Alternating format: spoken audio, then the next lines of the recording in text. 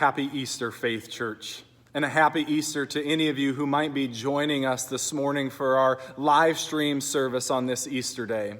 Before we begin our worship service, I wanted to take just a moment to acknowledge the emotions that I know are present among us. It's Easter. This is the day that is the cornerstone. It's the foundation of our very faith. And so those emotions of joy and excitement are very much present among us. But the empty sanctuary in which I stand is a reminder that for many of us, the idea of not physically gathering together for worship has really hampered that joy. It just looks and feels so different. We're not sure that we can really engage with worship this morning if we're not physically present with one another. If that's true for you this morning, could I invite you to receive these words as a call to worship, to really stir your heart for Easter this morning?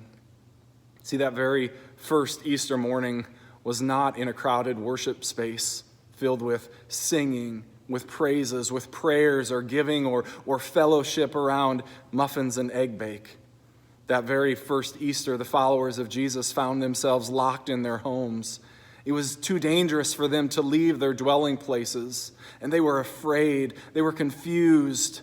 There were rumors that were circulating all around them, and they had so many concerns. Does that sound familiar to you today? But into the midst of that reality came surprising news. And oh, how they wanted to believe the good news they heard from the women, that Jesus had risen from the dead. But it seemed too good to be true. They were living in such a time of despair and bad news. Could the resurrection miracle really have happened? Could life have defeated death? Could their days of living in a virus of fear really be behind them?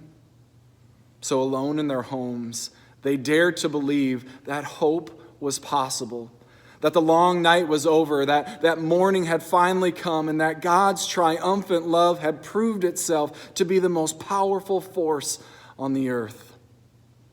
This year, we might get to taste just a small taste of what that first Easter morning was really like. Still in our homes, daring to believe that hope and healing are on the horizon. Easter looks different for us this year.